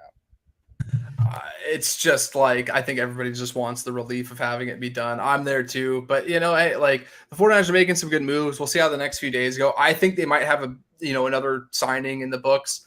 And I know, unfortunately, I wasn't able to get on with you guys last week with Brad when they made some of these signings, but I really like the Charvarius Ward signing. I think that has a lot of upside. I think it was a big area of need that they attacked, and I think he has a chance to be really good on this defense.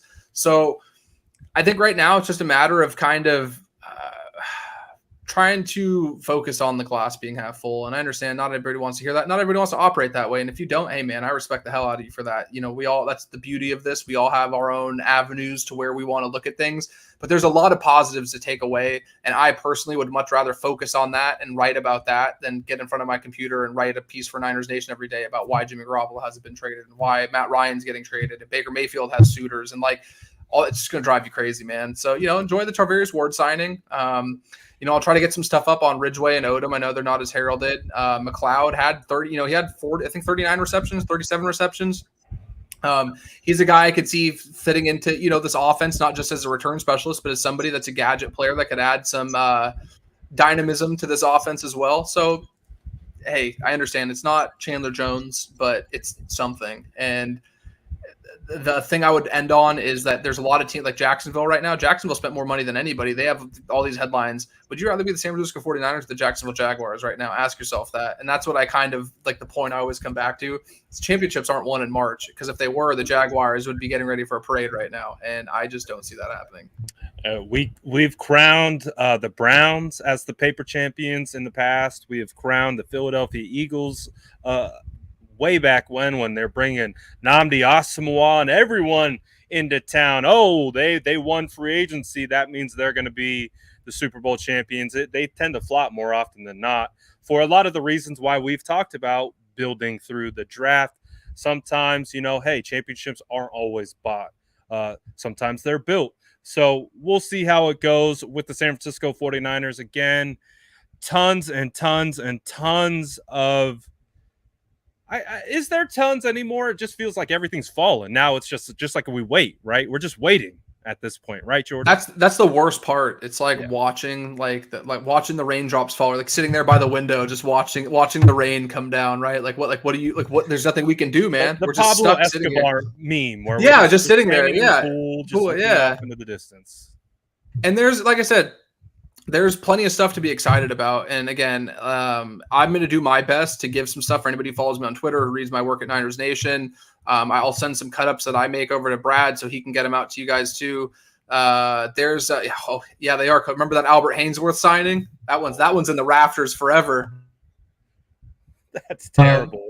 But there's a lot to be excited about. So I'll try to do my best to echo that and try to give you something positive to feed on, because at the end of the day, we all need a little bit of relief from this never-ending, perpetual.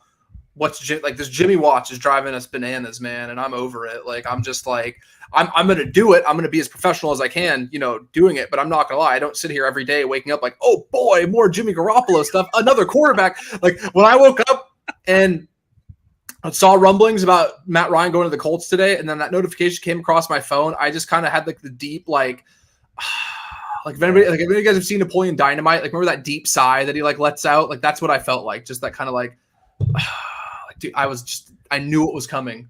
I knew it was happening. So let's focus on Charvarius Ward. Let's focus on Hassan Ridgeway. Let's focus on these other signings that have made the team better, in my opinion. And another thing you can do too, man, and I know a lot of people don't care about what happened in the past. All they care about is winning now. I appreciate that. But you can go back and you can appreciate the things that you got from a Laken Tomlinson, a DJ Jones, or Raheem Mostert. I'm working on something right now. I'll just add real quick. A lot of the stuff that you guys see on the field is fantastic, but a lot of the stuff you don't get to see off the field is another thing that I'm working really hard to highlight. Raheem Mostert and his wife Devin, during their time with the 49ers, spent countless hours volunteering and giving up their own time and resources to the community and just dozens of different causes and a lot of stuff that even as somebody who covers the team and I've covered a lot of these events and charities and stuff firsthand, like even I'm blown away at the amount that he gives back. So I'm going to do my best to highlight stuff like that to give you something else other than Jimmy Watch 24/7 so that we can feel uplifted and happy about it. And that's exactly why you need to follow this man. Again, he's not new to Twitter. He just changed it's this way. There we go. So Jordan Lee Elliott, that's the new again, same account, same fire content, same Jordan Elliott. No more Splash Cousin for now. But Jay Elliott is here to stay. Also, I do want to make sure, because you guys are the best in the land, make sure you follow my man's on his new YouTube channel. Just drop the link in the channel. If you're riding with us, Sourdough Squad, make sure you're tapping in with Jordan's new YouTube channel. We've been waiting, Jordan. We have been waiting for this time for you to start your own channel. Tell the good people what they have to look forward to with you and that new fire channel. It's just getting started, people. Just getting started, but he's going to get this thing rocking. So I'm going to, right now I'm leaving it open-ended. I'm going to focus on 49er stuff mostly, but if there's other NFL stuff, I'm a Bay Area guy, so I'm big Warriors, Giants, Sharks, all that. So I'm just basically trying to diversify a little bit, and I'm trying to get better at, condensing my thoughts and limiting, so I don't talk for 5 minutes in a row super fast, slowing down my, this is more for me to get reps doing this stuff. So you guys don't have to listen to me ramble on the way I tend to do at times. So this is kind of going to be a work in progress for me as well. So I appreciate anybody wanting to tap in. And if there's stuff that you guys want to talk about, if there's something pressing, you can always DM me on Twitter. I'd be happy to, again, this is about me trying to get better myself and trying to improve my speech pattern and my ability to come in front of a microphone and talk like this. So if there's something you want to talk about, if there's something specific, I'd be happy to, make a quick video about it. Something, even if it's 5 minutes, 3 minutes, something like that, please feel free. And if you have any questions about anything, you just want to talk, always, I will try to get to them as soon as I can. A lot of times I don't see things on my Twitter, but if you DM me, I will do my best to get back to you. And it doesn't have to be football stuff, man. Hey, if you got something going on in life, I'm always open ears. If there's anything I can ever do to help out, it doesn't have to be sports or football related. So any way I can help you guys out, I appreciate not only what you do for me, but what you do for my friend Brad here. Brad is one of the most exceptional human beings I've ever had the pleasure of knowing, and I know the Sourdough Squad holds it down for him. So anyway, I can reciprocate that love back to you guys and help you out. You let me know, and I'm going to try to get some stuff going on this channel for free agency and stuff. I'm new to this YouTube game. I feel like a total boomer. I'm like younger than all these guys, but I'm like the most lost when it comes to this YouTube stuff. So I'm going to try to figure it out. But again, if there's something you want to talk about or something you think would be cool, message me and I'm all open to it. Because again, the main focus is I want to bring you guys cool content, but I also am doing this admittedly because I'm trying to improve myself and get better. And the only way that's going to happen is if I get in front of a microphone more and I get on it, in front of a camera like this more. So I appreciate your patience, and hopefully, if you see something that's like, hey, you're talking too much, you're talking too fast, please tell me, because it's going to make me better. And I'm aware of some of it. I need to work on it. But that's what this is all about. It's all about me improving. So, like I said, at the end of the day, if I'm getting better and you guys are enjoying the content, it's a win-win for me. So thank you guys. And real quick, Niner by nature, I am not a Gemini. I'm a Cancer. Very important to get to the bottom of. I dropped the link again in the chat for anyone who's looking. If you scroll up a couple, you'll see it there. I was just gonna say, hey coach, it takes a week for this man to text me back. Like we're tight, and he Hollywoods me, man. So don't take that personally. Yeah, don't take that personally. This man, Jimmy Garoppolo doesn't text teammates back, and Kittle's like, man, I can't get. That's Brad Graham in the 49ers content world. This man is the Jimmy Garoppolo of 49ers content creators when it comes to texting people back. It's true. Look at me. I'm as red as a freaking tomato right now because it's true. I'm terrible at responding to comments. Not comments, to messages. And I apologize, but I'm going to get better at it, I promise. But in the meantime, make sure you're following my boy, Jordan Elliott on his new channel. Make sure you're following him on Twitter. Again, be there at the beginning. Be there on the come up. Say, I was one of the first subs when GM Jordan makes his way up to that big box in the sky and he's calling all the shots. I guarantee you, you're going to want to be able to say you were on the ground floor. So tap in with that boy. He called me Coach doesn't miss. He does not miss.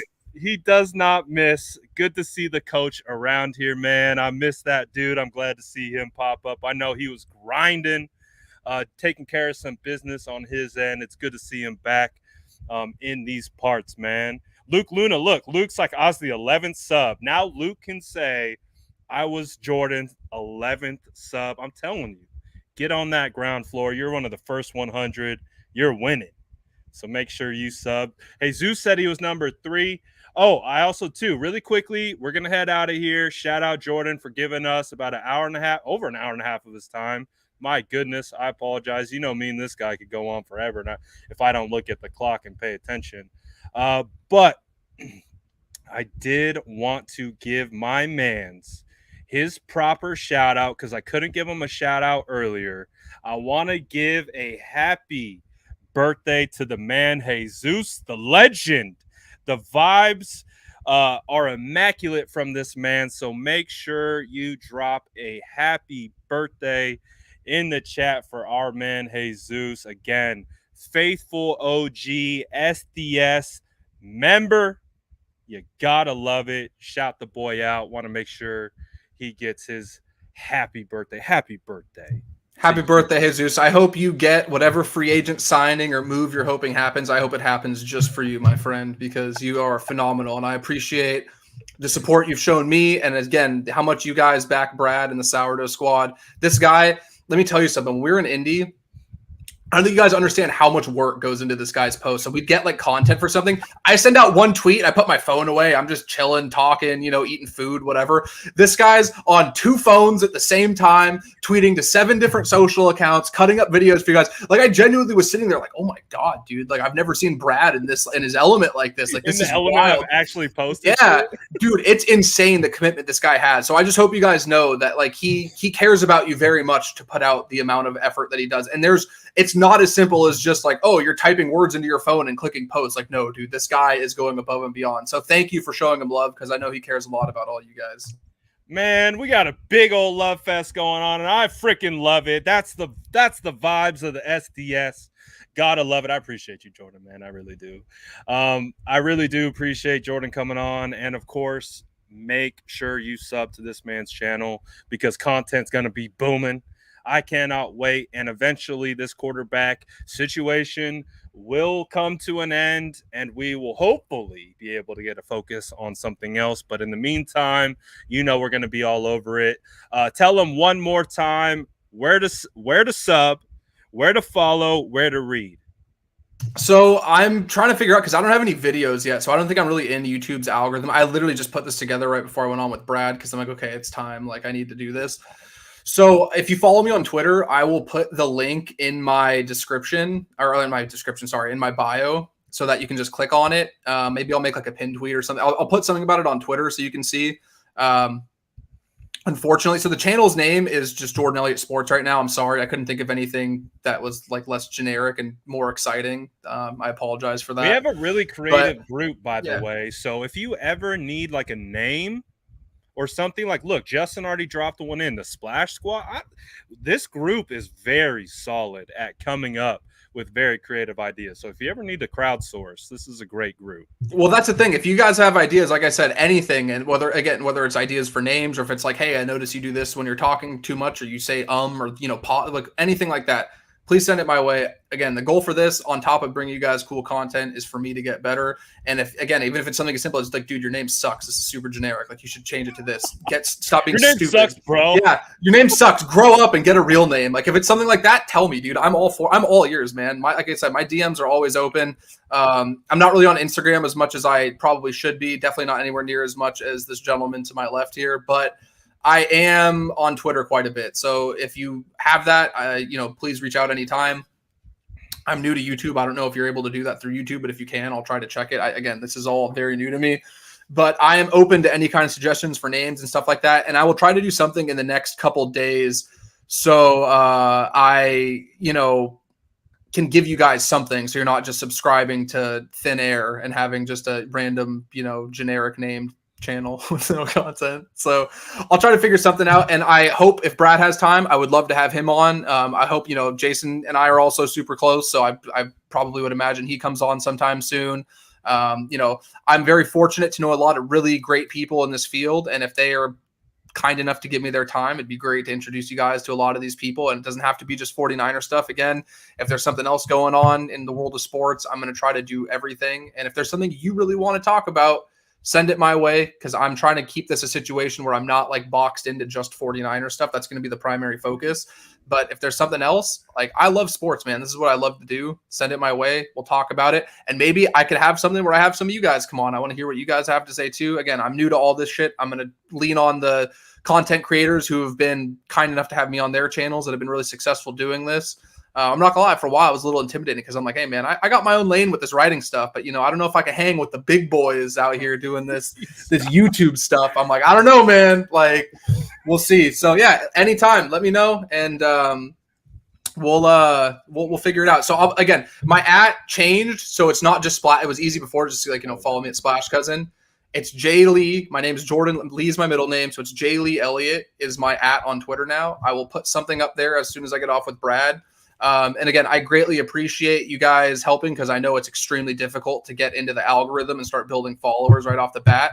So like I said, we'll have some fun right off the bat. It's probably going to be a smaller crowd, but at the same time, it's kind of, hey, any of you guys who go watch stand-up, some of the best shows, I feel like, or when you get that small, intimate crowd, you could really, go back and forth with. So, we'll, 20, see, man, you guys are the best. 27, Jordan, you want to be in the trench. Come on, bro. man. You got to start at the bottom. That's how the real ones get the vibes going. Let's go. Oh, and I want to give Brad a chance to get it first, because I would not know him if not for this. But Coach, you have an open invitation on my show anytime. I would love to have you on. I want to give Brad that opportunity first, just because, again, I wouldn't know you if not. I like to respect the, order of operations. But Coach, you, anytime you want to come on, you always are welcome to come on and talk football with me. Talk about anything, anytime. Hey, talk about motivation, Coach. I'm going to have to get my stuff together before Jordan does, because he's right. So it's still set in stone. Coach is going to be the first call in on the show. So, hey, I got competition now. Jordan's going to be coming at my neck to get the coach on, so I got to get my stuff into gear. So, I will say this, though. I will never be doing shows at the same time as Brad. I will never, ever, not that you guys would ever watch my stuff over his, but I will definitely respect the big chief over here and his, I'll work around some of these guys. Like, I'm big on respect, and I think that, it's something that you have to give out if you want it back. So I'm going to try to find something where I can find a time slot where a lot of these guys are, not just guys, men and women doing sports content, where you're not already locked in. I'll find something maybe where it's a time that is more available to everybody, because I want to, I'm just saying, man, you get me and Coach cooking, all of a sudden people are going to have a tough choice. They're like, I could watch Brad or I could watch Coach on Jordan's channel spitting facts. Like, I don't know, man. I'm just saying.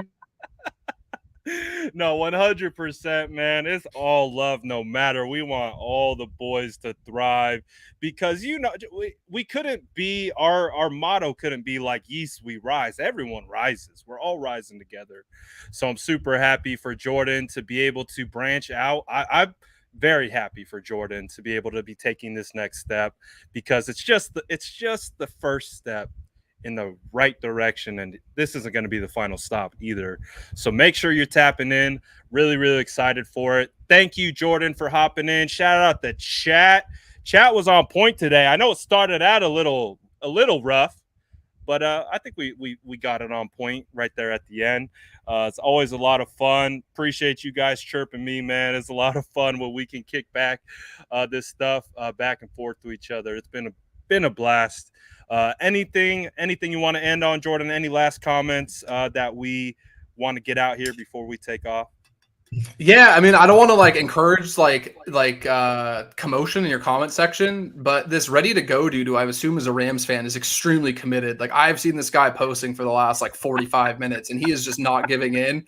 And even though I disagree with a lot of what he's saying, like the commitment is, admirable. So I hope that there's Rams content guys that can give you something that, you can go in and talk to, but your commitment to coming to this 49ers shit, like, dude, this guy's been going on for like 40 minutes. Like at a certain point, like it's like a level, it's like that Chappelle Show episode with like the player hater awards. Like this dude would be a gold medalist if he had the opportunity to step up. So hey, we see him grinding. We might not agree with the damn thing you got to say, but we see you grinding in the chat. Whatever it takes, man.